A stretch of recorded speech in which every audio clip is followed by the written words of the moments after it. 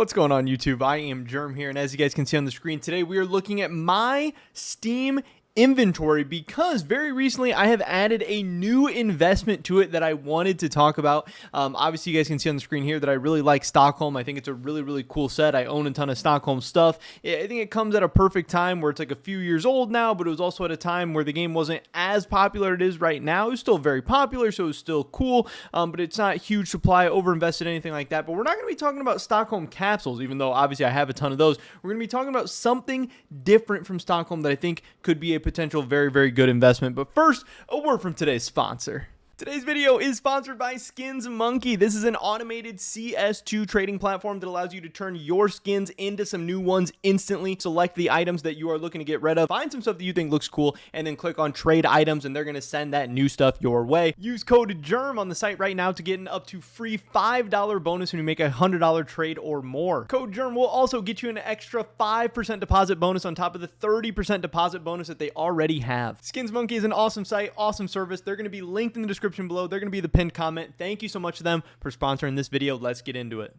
So obviously I do a lot of trading. My inventory is changing a lot. I have a lot of things coming in and out of it. I do cash trading. I do some quick flips and snipes on marketplace and stuff like that every once in a while. But as far as my long-term portfolio and stuff like that, the things that I am investing in that I'm not touching for months, years, whatever, that stuff hasn't changed a ton recently. You know, my channel and my portfolio have gone through a couple phases. We had like the Paris phase where I was really loading up on studying and researching and buying Paris stuff.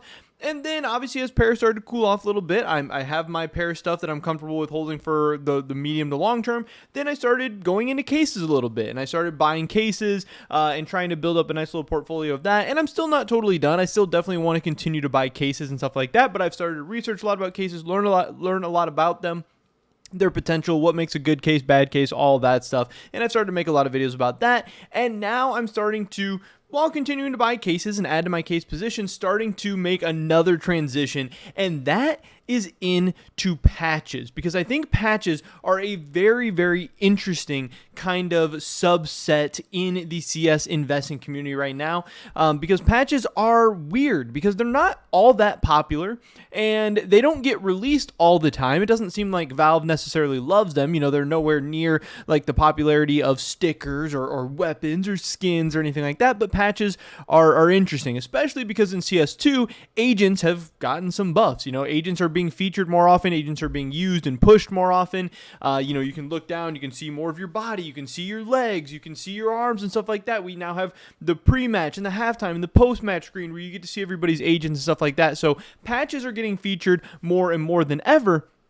But at the same time, a lot of patches, had come from operations. Yes, there's patch packs and stuff like that, but there are a lot of operation patches, like the Operation Riptide patches and stuff, that are very low supply because not very many people, were necessarily loading their money into them or loading their operation coins or however the heck it works into them and stuff like that. So you get a lot of stuff like this, patches like the Bayonet Frog, obviously from Operation Riptide. You can see in the last year, this thing has gone up 2,000%, which has just been absolutely insane. Another patch that I really like is the Deadmen patch that's gone up 428% in the last year or whatever. Now, obviously, what does this have to do with Stockholm, and what does this have to do with my most recent investment? This is because I've started to look more and more into patches. I think patches are this really cool opportunity of like a decent enough demand product, but also a very scarce, very low supply thing that I actually think has gotten a buff and gotten some improvements to CS2 and has some reasons to be increasing. But they have these patches from Stockholm. Stockholm came with all these team patches. They have the regulars and they have the golds of all the different teams at Stockholm. And these have actually done quite well as well. These have been rising in popularity and rising in price. The Maus Gold from Stockholm is up 117% in the past year, which is definitely nothing to scoff at there. We have the Tyloo Gold from Stockholm, which has gone up 208% in the last year. These patches, even though they don't seem like this crazy hyped up item that people are talking about all the time or whatever, again, the supplies are so low that they don't need crazy demand to be increasing. And another great thing about these Stockholm patches is while we have gotten more and more borderless sticker sets, like we started out with Stockholm, then we got Antwerp, then we got Paris, and now we have 3 borderless sticker sets, and we have 2 borderless Mao stickers, and we have 3 borderless Navi stickers, and multiples of all these stickers, and you have to worry about a new borderless sticker set coming out and eating in your investment and all that stuff. The great thing about these patches is that there was not patches in Antwerp. There was not patches in Paris. There was not patches in Rio. There was not patches in these other sets. So these Stockholm patches, they get to just mature. They get to just continue to grow over time. The supply is not increasing, and the popularity, whatever, is maybe increasing. The rarity and the age of them is increasing over time, and I think this presents a really, really cool opportunity. But where this gets to the most interesting part is I don't know. I had a couple other patches pulled up as well, just to kind of show that even the lower end patches and a ton of patches from Operation Riptide have just been doing so well. Sunset Wave doing good. You have Mad Sushi, which is even a cheaper one, doing really good, 400% last year, whatever. But this gets us to the patch packs from Stockholm, because I really think this is even a more interesting opportunity, because yes, patches are a consumable item. Obviously, like when you put patches on your agents or whatever, it's just like stickers where you can't take them off or you can't use them or whatever. But a lot of people are going to be applying patches to their agents, but also a lot of people are going to be holding on to patches and stuff like that.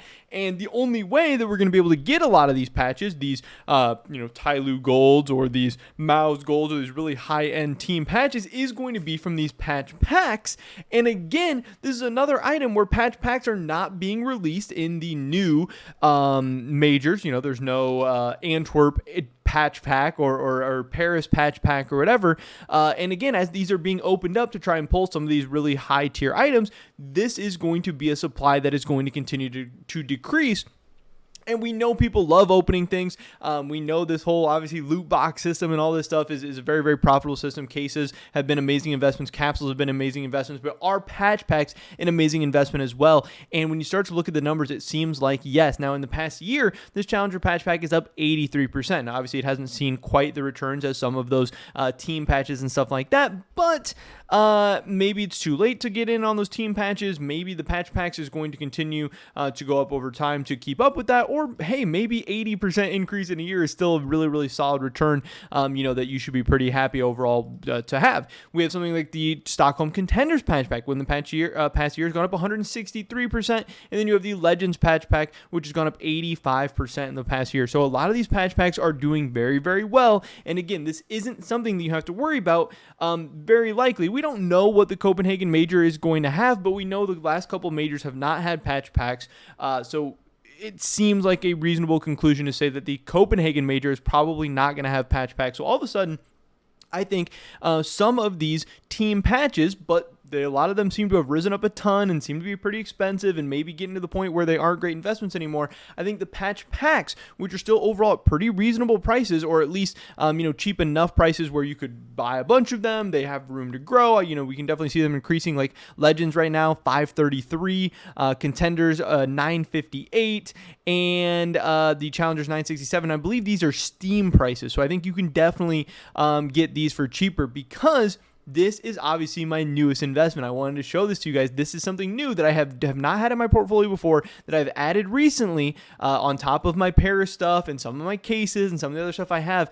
I bought 10 of these Stockholm 2021 Challengers patch packs. I was trying to decide exactly which one I wanted to go for. I think the Challengers and Contenders are the two really good ones. Challengers having the Maos in it, and Contenders having the Tyloo in it, I believe. But I ended up deciding to go with the Challengers because the Maos is the most expensive of the gold team patches right now.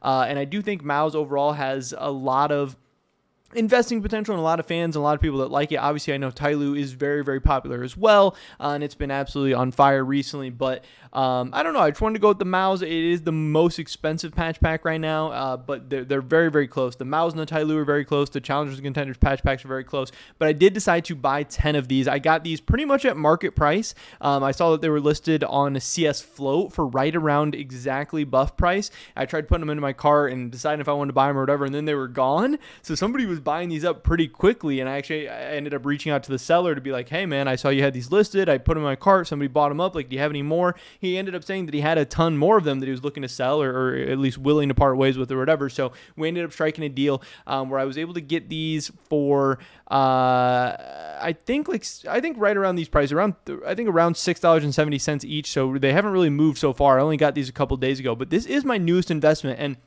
I only have 10 of these so far, so it's not a huge position. You know, I'm only like in for $60 or $70 into something like this, but this is something where if these prices drop or if these prices stay flat and I continue to just kind of add over time, I could definitely see myself, ending up with a couple hundred, maybe a couple $1,000 worth of these Challengers patch packs or Contenders patch packs or whatever, but just Stockholm patch packs in general, because I think patches are a really great opportunity right now. I think all the patches in the whole market have been doing very, very well over the past couple of years. I could definitely see that continuing into the future, and there's really no competition on the horizon for team patches and these major patch packs specifically. I think they're going to age very, very well. I think they're going to be a cool collector's item over time, but also an item that should maybe not see explosive, insane growth, but maybe it could at some point, but also to see very consistent, steady growth over time. I love a lot of the like fundamentals and a lot of the characteristics of something like the patch pack. So I had been looking to buy them for a while, but it's hard to find a lot of them for like good prices. A lot of people have them very, very overpriced or for weird random prices on sites.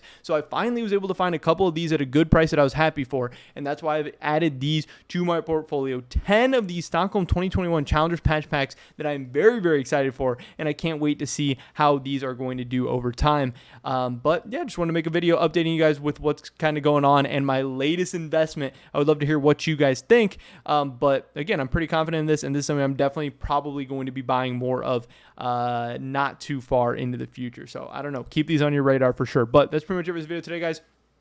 I appreciate you guys a ton for checking it out. Definitely make sure you check out Skins Monkey as well. Use code GERM. I would appreciate that a ton. I know they would as well. Hopefully catch you guys in the next one. But until then, peace.